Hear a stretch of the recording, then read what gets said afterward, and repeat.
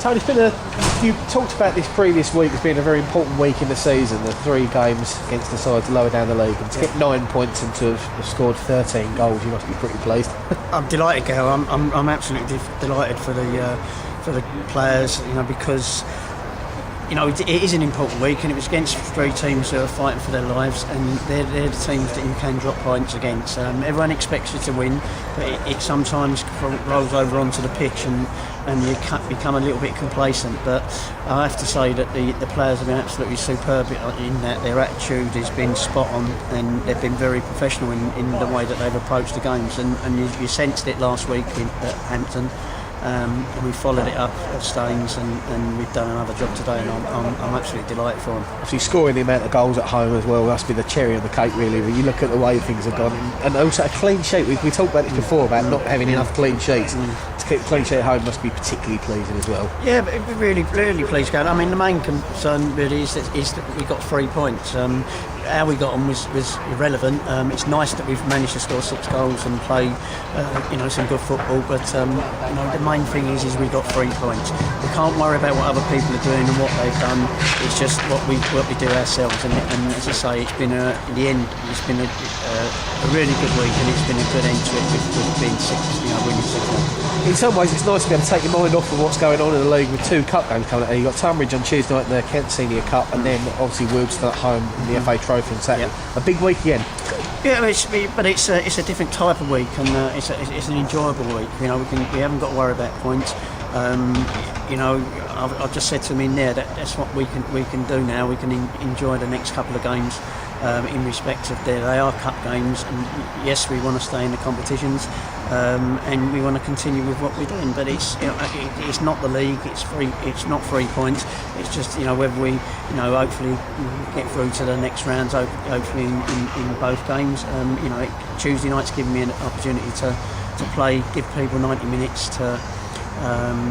Get their fitness up and things like lads who've been on the bench and been patient on the bench, they will all play, and we go from there on Tuesday. But we go and enjoy it, and that's what I want the supporters to do as well. They've got to be positive and be pleased that with what we've been doing in the league, and then obviously be nice and positive because we've got 2 cup games.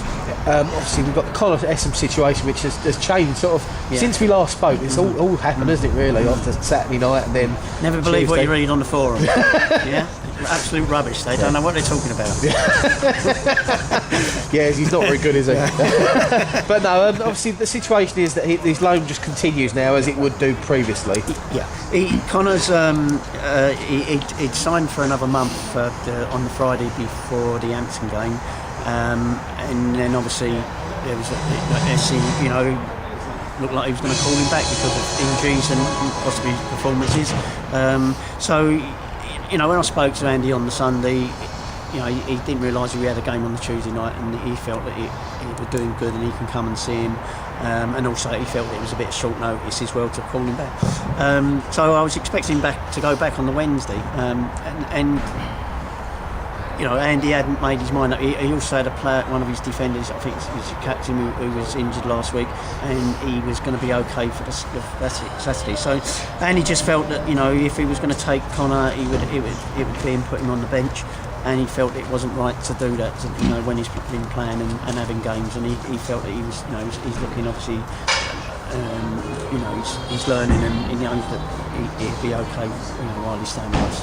Yeah, obviously Lee Noble has had a bit of a knock. He wasn't on the bench today, but after he got kicked in the back last. I'll let you know that Lee was going to play today. I had him penciled in to play. He trained Thursday night, and he was okay, but he came in today, and his back wasn't quite right.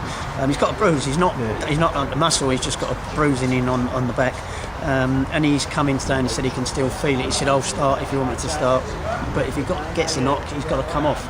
And in the end we just decided that no, I'm not. I say he was going to start, but it wasn't to be, and that's why I didn't have him on the bench either. So yeah, and then obviously we've got Jack Pallen back off of loan now. He's a loan finished at Leatherhead. Yep. A little bit. He was on the bench on Tuesday night, not today, obviously, because we're getting numbers back all of a sudden. That's the surprising thing, isn't it? Well, yeah.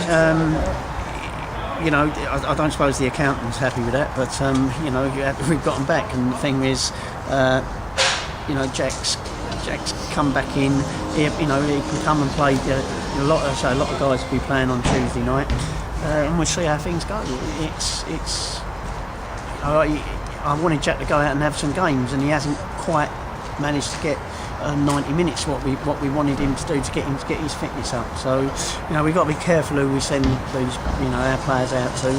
There's a lot of promises always going around. Yeah, we're going to play him, but if you know you're going to play 2 games, you might as well stay here. And we've got to do what's best for Jack. I'm trying to get his fitness up so he's got an opportunity to get back in the side. And if you could sum January up in one word, what would your word be? I thought it was just outstanding. Tony, thanks very much.